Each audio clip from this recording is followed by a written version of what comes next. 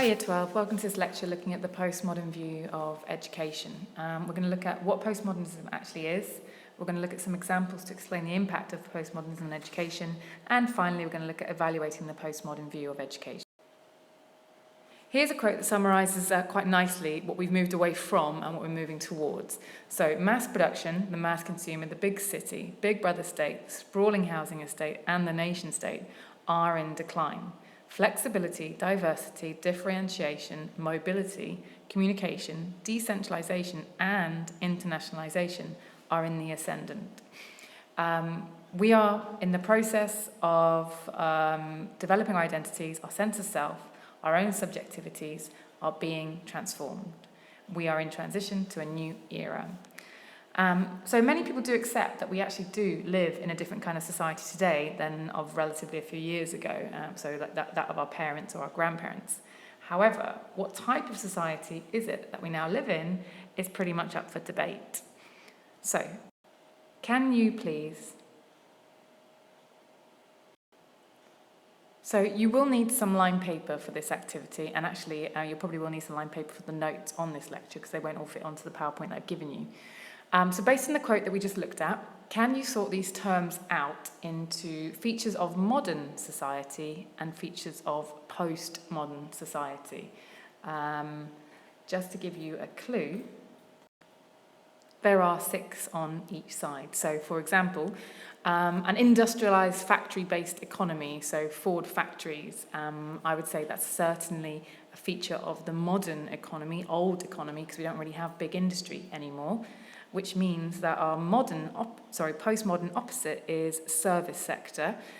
We now have a service sector economy which provides us with a service and not an actual product that you can hold in your hand. So retail, banking, health and computer services and media. So things like Facebook, you can't actually hold Facebook, but it certainly exists as a part of the service sector economy. So can you sort the remaining 10 bullet points into features of modern and postmodern society based on that last quote we looked at?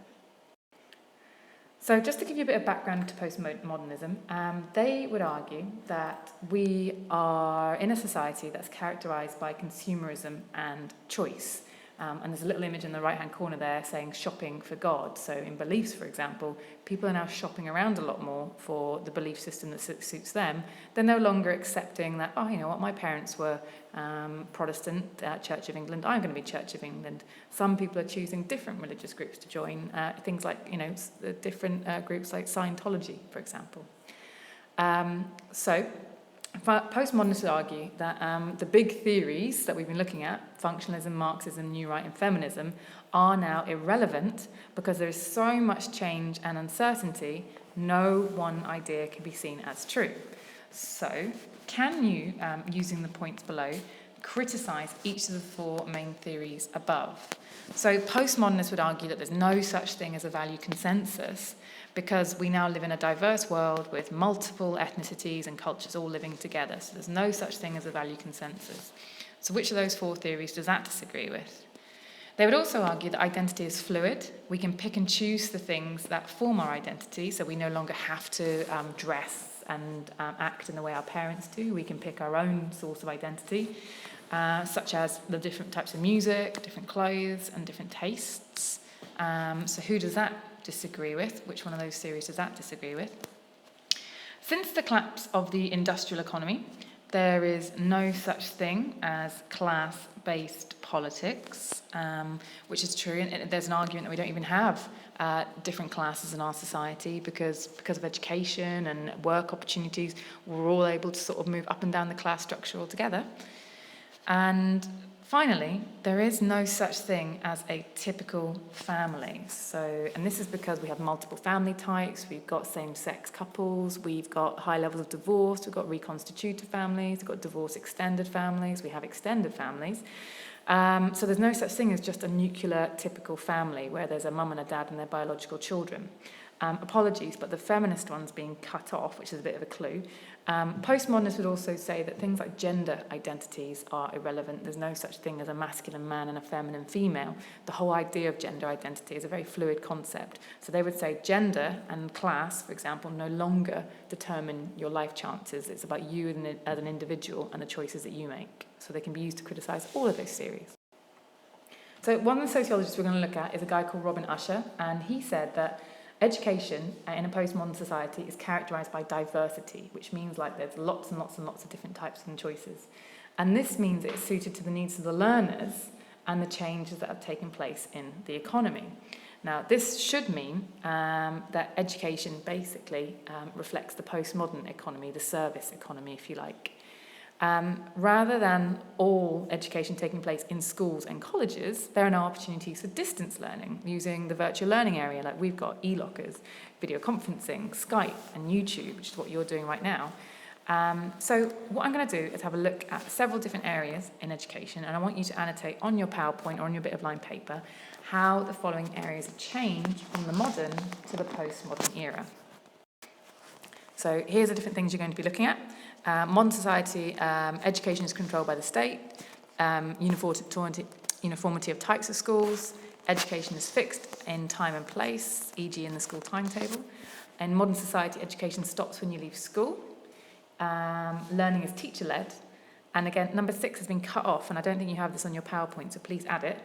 Education is run in a national context in a modern society. So this is how education used to be operated in a modern society, where education was centrally controlled by the state. Now, the figures have got a bit mixed up here, but I'll explain it to you. So the Department of Education is the government, where most educational policy comes from, and they spend 85.5 billion a year, roughly, on education. Around about 12 billion of that goes on secondary school, so the rest of it will go to higher education and primary schools and infant schools, if you like.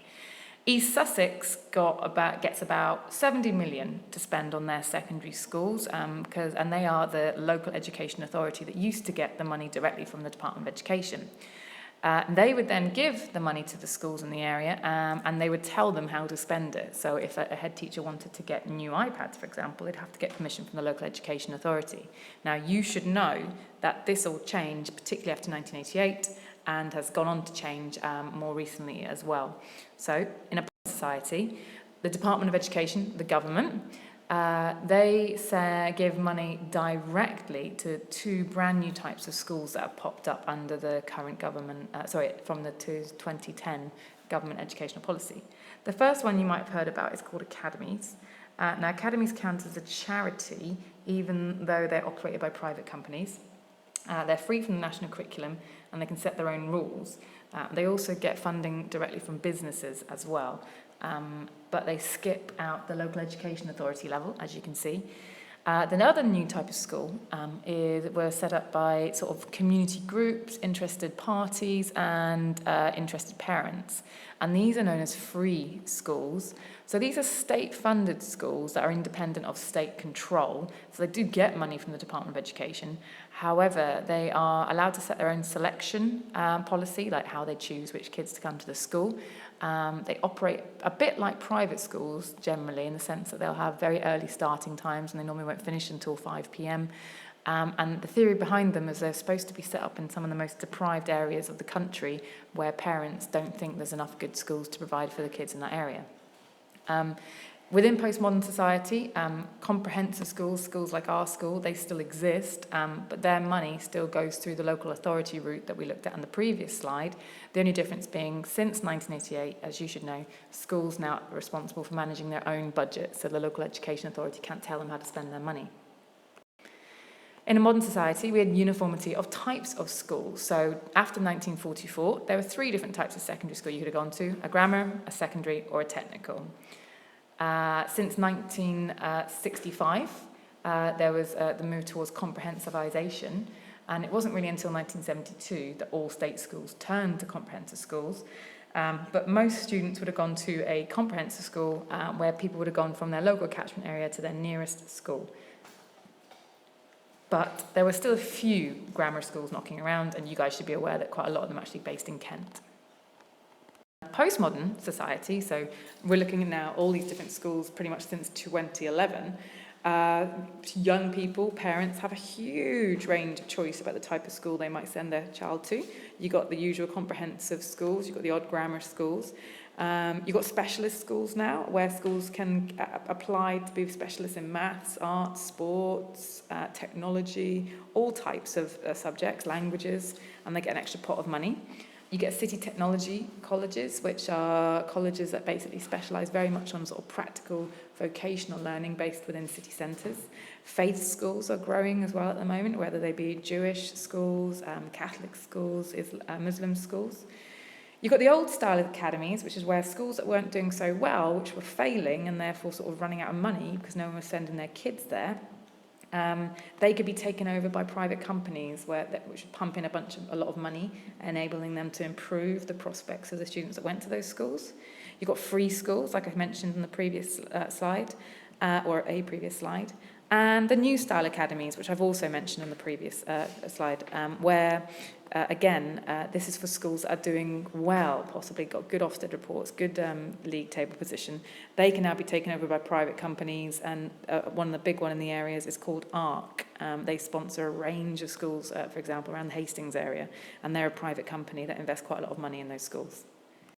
So, modern society, education is fixed in time and place, so you will receive your education in school and you will be on a timetable, which would look a bit like this. However, in a postmodern society, it's a lot more to do with the internet. It's things like blogging in order to teach lessons, or YouTube, like flip learning like we're doing right now. And many schools are using things like Twitter and Facebook in order to sort of communicate with their students and share resources. In a postmodern society as well, you would get things like distance learning. So students may be learning from home or learning away from the school building, possibly if they're being homeschooled, using technology as well. In a modern society, education stops when you leave school or college. That's it. However, in a postmodern society, people can return to education at any stage in their lives. So you can get older people going back to university. We get some parents coming into Heathfield to do their English and Maths GCSE, for example. So the whole idea that education is just for young people is a bit of a nonsense now, because education's for all ages, and you've got things like the Open University, which allows people to do degrees at all stages of their lives from home. So that's a very postmodern notion. In a modern society, learning is teacher-led, so you get a lot more of these types of lessons. Teacher at the front of the room, teacher teaches you stuff, and you write stuff down. This is not postmodern education. Modern education is supposed to look like this. You guys lead the learning. You seek out the information. You discover things for yourselves. The teacher is merely there to kind of provide the challenge and tasks for you guys to try and discover the information for yourselves. And according to postmodernists, this is a better way for you guys to be educated, which is much more similar to the workplace, like working together, for example, to discover the answer to a difficult question. In a modern society, education was run in a national context, in the sense that it was linked just to national interests, with no reference really to what was going on around the world. So the national curriculum was linked very much to what British industry needed. So there wasn't any emphasis, particularly on foreign languages, for example. ICT wasn't a massive industry. It was much more to do with production lines, actually the skills to work on a factory floor, but also the skills to operate production and procuring and marketing, but all within the British industry. Schools were compared using national league tables. I showed you an example of a national league table in class, and you can look at them up again if you look if you Google Department of Education league tables 2015, you'll be able to find them again. If you look at East Sussex, you can find out where your schools are. In the modern society, school is funded by the state, and the state provides the same type of education for all, and the state has the most control over education and what goes on in all of the schools that are run by the state. And the state builds schools. It's the government's responsibility to build the schools, and schools are directly accountable to the state and the state alone. Postmodern society education is much more complex, largely because of this big word in red, globalization. If you're not sure what globalization is, please Google it, because I am going to ask you for a good definition of globalization in class. So, according to postmodernists, education now takes place in a global context, responding to global, social, cultural, and economic pressures. So we've moved away from just British interests here. In a sense, students are being prepared to be global citizens and global workers. So can you think of any subjects that you now study that's very closely linked to this notion that you live in a global world, and actually when you leave school there's a chance that you might not even work in this country? Like, what sorts of subjects or skills are we attempting to give you so that you're able to kind of operate in this kind of global marketplace? This all sounds great. However, sociologists are concerned to an extent about the impact of these three areas I'm about to talk to you about.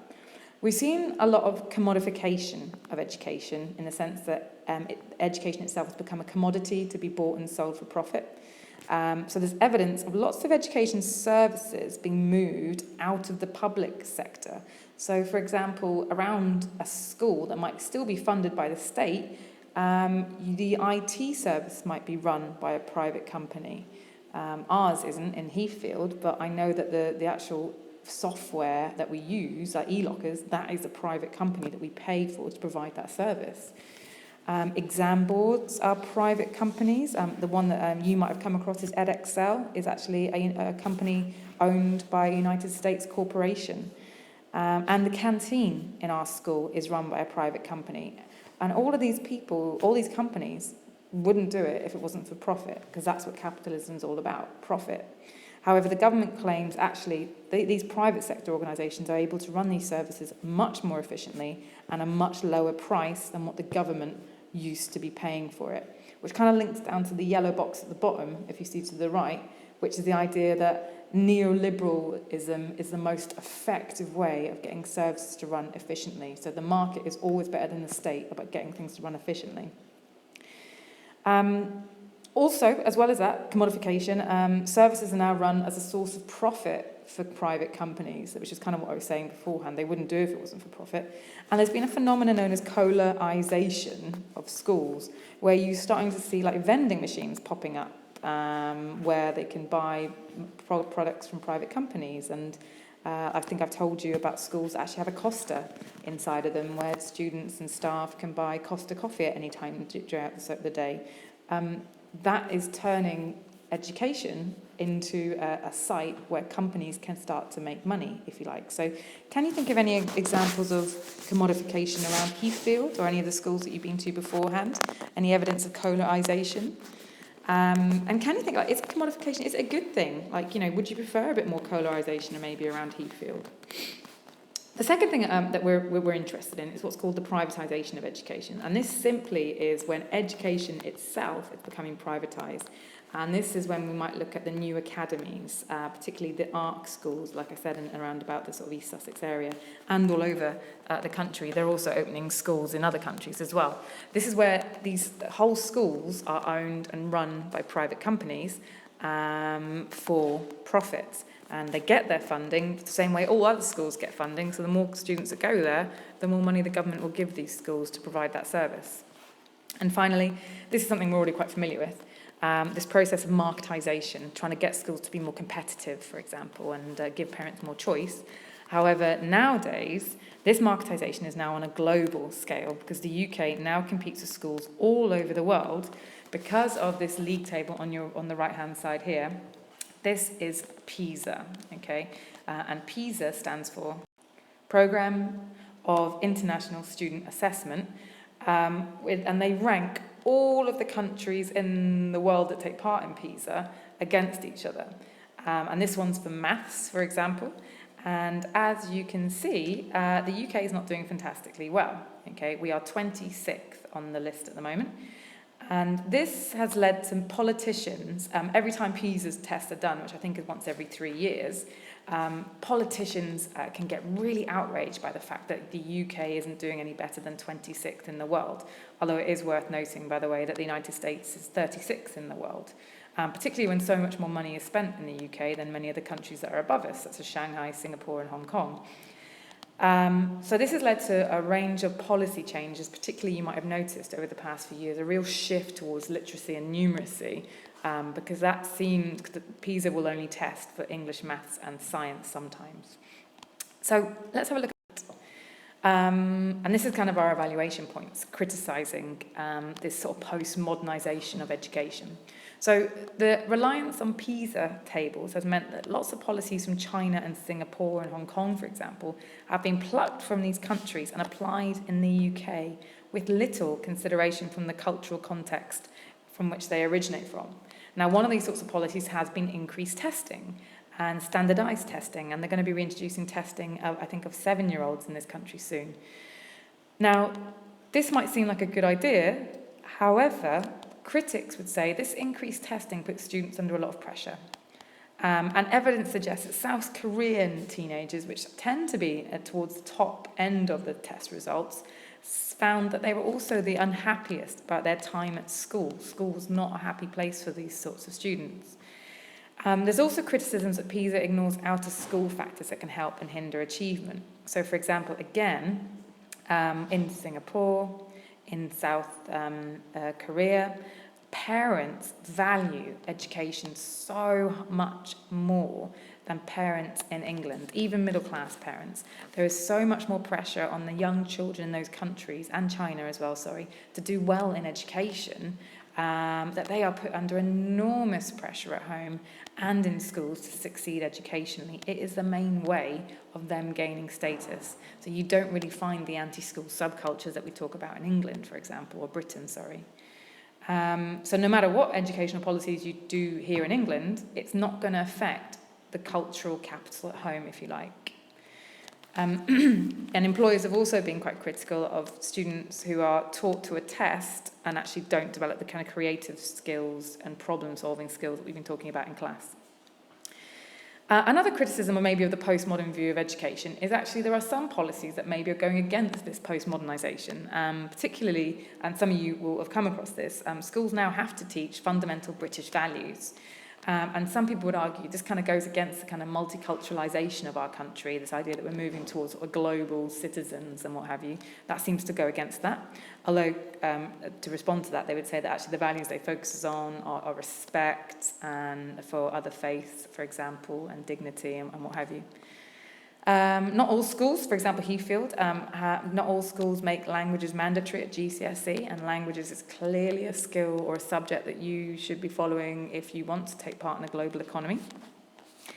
And there is the idea that actually so much choice, fragmentation and instability in a postmodern world can actually lead to many people wanting to retreat to much more traditional norms and values. And this could explain to an extent the emergence of religious fundamentalism. And I don't just mean Islamic fundamentalism, we've also had a rise of Christian fundamentalism in America, if you like. So that's not so much about education policy, that very last point, but it is a way of explaining possibly the rise of religious fundamentalism in other aspects of a society. Thank you for listening, Year 12. I'll see you in class. Thank you.